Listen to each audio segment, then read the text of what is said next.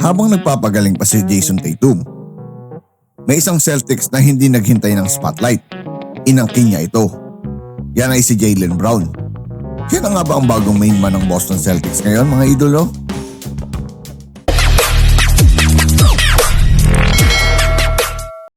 What's up mga idolo? Welcome back sa ating channel. Mga idolo, mukhang nakakalimutan na si Tatum sa Boston Celtics dahil kay Jaylen Brown. Averaging 30 points per game at standing ovation pa ang crowd nang makagawa ito ng 50 points laban sa Clippers. Si Tatum, Larry Bird at Jaylen Brown lang ang nakagawa nito sa Celtics franchise history. At ngayon mga idolo, may sense na ang lahat para sa akin kung bakit siya ang naging Finals MVP noong 2024. Sa NBA, minsan isang injury lang ang kailangan para magbago ang hierarchy ng isang team. At nang tamaan ng injury si Jason Tatum, maraming fans ang nagtanong, sino ang aako ng responsibilidad? At ang sagot, hindi na bago ang pangalan, pero bago ang level. Si Jaylen Brown ng Boston Celtics. Ngayon, mas agresibo, mas dominante, mas vocal. Hindi na lang co-star, kundi posibleng franchise leader na rin. Pag-usapan natin kung bakit ngayong season may malakas na argumento na si Jaylen Brown na ang tunay na main man ng Boston Celtics. Mga idolo, stepping up without Tatum? Nang mawala si Jason Tatum sa isang laro dahil sa injury, tumaas ang scoring ni Jaylen Brown. Mas lumaki ang usage rate niya. Mas naging primary option siya sa half-court offense. Siya ang naging go-to guy sa crunch time. Mga idolo, kapag kailangan ng isolation bucket, kay Brown mo ibigay. Kapag kailangan ng transition explosion, kay Brown pa din. Kapag kailangan ng defensive stop, kay Jaylen Brown pa din.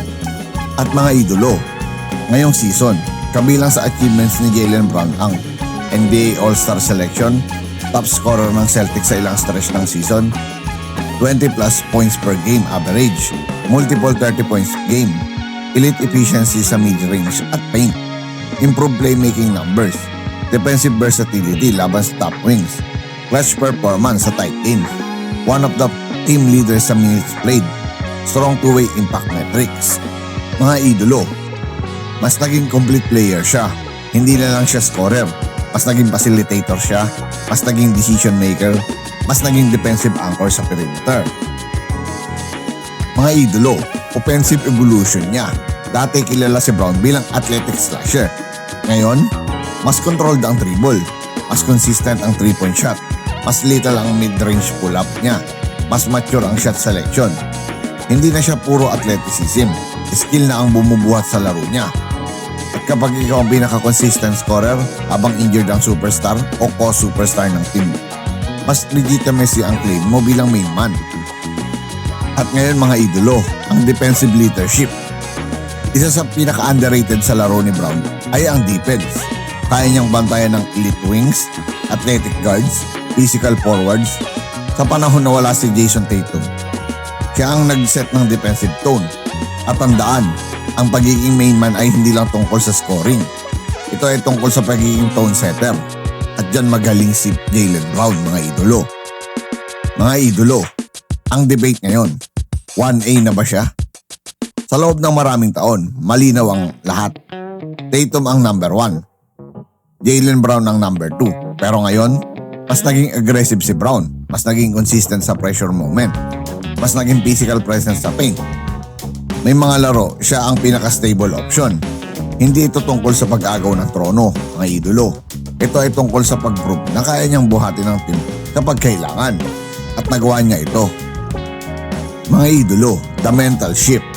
Ang pinakamalaking pagbabago kay Jaylen Brown ngayong season ay mentalidad. Hindi na siya naghihintay ng bola. Inuutusan niya ang offense. Kinukuha niya ang momentum. Nagiging emotional leader siya sa court. Kapag ikaw ang pinaka-confident na player sa floor, automatic nagiging sentro ka ng sistema. At championship impact, mga idolo. Ang Celtics ay championship contender ngayon. At sa isang contender, kailangan mo ng reliable scorer, clutch performer, defensive stopper, at vocal leader. Ngayong season, pinapakita ni Jaylen Brown na kaya niyang maging lahat ng iyon. Kung sakaling magtagal ang absence ni Jason Tatum, hindi babagsak ang Boston. At doon, makikita kung sino talaga ang kayang magdala. Reality check tayo mga idolo. Pero maging realistic tayo. Kapag bumalik si Tatum sa full strength, babalik ang debate.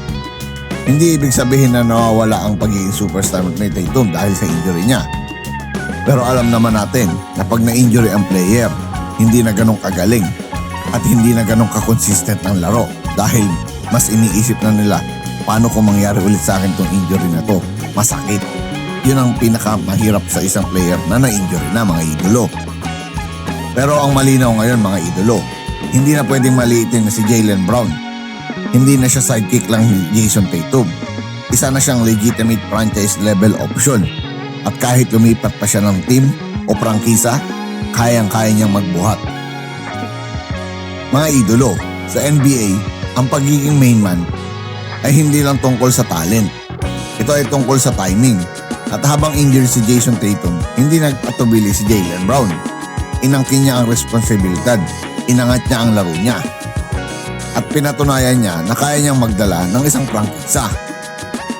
Habang nagpapagaling si Jason Tatum, si Jaylen Brown ang nagpapatunay na handa na siyang maging mukha ng Boston Celtics.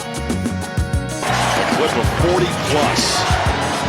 Jaylen Brown from the mid-range, a moonball. Yes, we paid Coach of the month, which he was stoked about, as you can imagine. Joe just thrilled, gushing about how much that means to him. Pre-game. Here's Brown from the short corner. That is beautiful touch. The Clippers give a foul here. Brown penetrates, floats it over Lopez for two. I got a stat about that. I guess 13 teams have done that. Brown for three to guard it.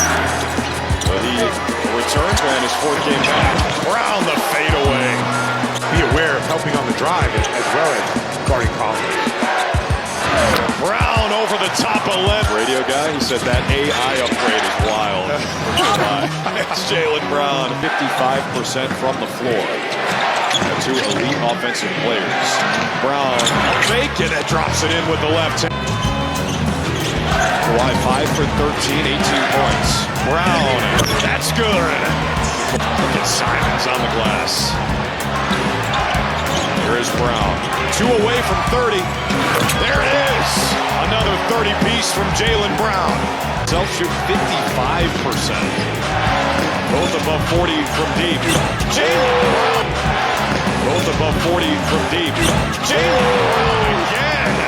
His most 30-point games through their first 34 of the season. Keeping pace with Rondo. He's got 2 more. Brown isolates again. The step back. Off balance. Come on, man. Still trailed by 16. JB 1 away from 40. And there it is. Jaylen Brown 1 off a season high. Tough one. Oh, man. A tough one doesn't exist for Jaylen Brown tonight. Jaylen Brown. Close to a career high. He's got 44 right now. He's 4 points away from doing it again. Sa tingin niyo mga idolo, siya na nga ba ang bagong hari ng Boston Celtics? I-comment down below at ating pag-uusapan. At kung nagustuhan niyo ang ating NBA recap ngayon o kwentuhan, baka makalambing naman sa inyo ng like, share at subscribe. Once again, this is your Spotlight and Sports. Maraming salamat mga sports.